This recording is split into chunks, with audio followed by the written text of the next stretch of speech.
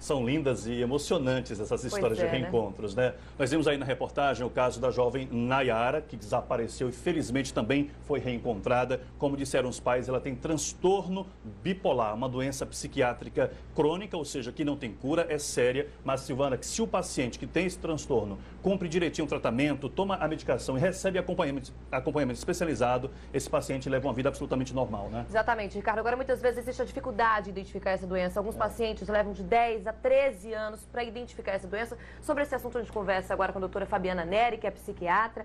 Olá, doutora, seja bem-vinda ao Jornal da Manhã. Bom dia. Bom dia. Doutora, muitas pessoas falam da mudança de comportamento do transtorno afetivo bipolar, né? Mas como é que acontece essa mudança? Não é aquela mudança de que a pessoa acorda de uma forma e vai dormir de outra, né? Como é que funciona essa mudança no comportamento desse paciente? Silvana, é uma coisa extremamente importante a gente diferenciar o que é exatamente o transtorno afetivo bipolar.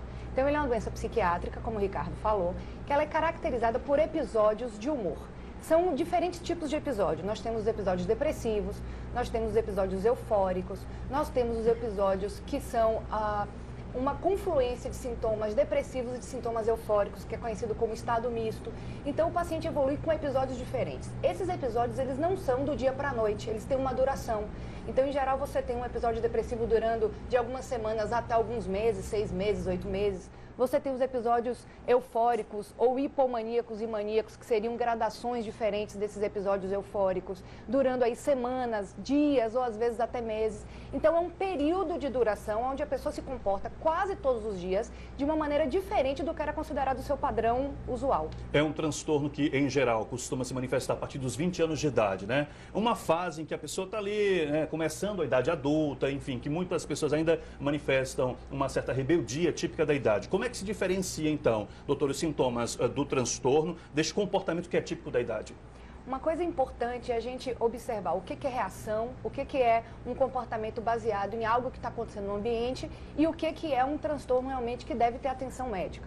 Então, 2 fatores que a gente teria que ter uma preocupação específica. Uma, a intensidade da reação ao que está acontecendo. Então, se é uma reação não esperada ou fora do padrão de funcionamento daquele indivíduo. E ainda o grau de prejuízo que aquele tipo de reação está tendo. Então, a gente pode dar um exemplo de um término de namoro, que é uma coisa que a gente vê bastante nessa idade aí do início da casa dos 20 anos.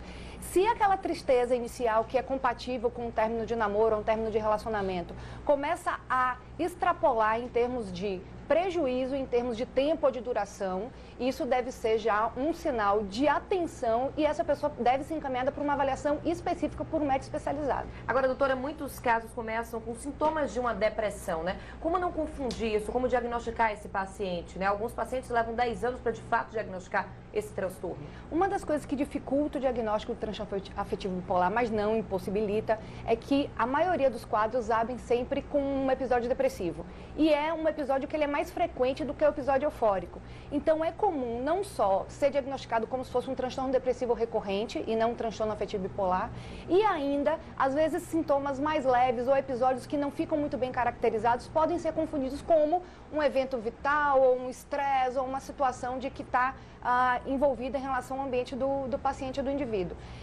De novo, falamos na questão do prejuízo. Então, se aquele paciente começa a ter prejuízo funcional, familiar, começa a se isolar, começa a ter um comportamento diferente e que extrapola o que a gente esperaria ser o ideal ou esperado para aquela situação, cabe aí uma avaliação. Doutora, o tratamento se baseia normalmente em medicação e em acompanhamento especializado, né? Mas quando há necessidade de internação do paciente?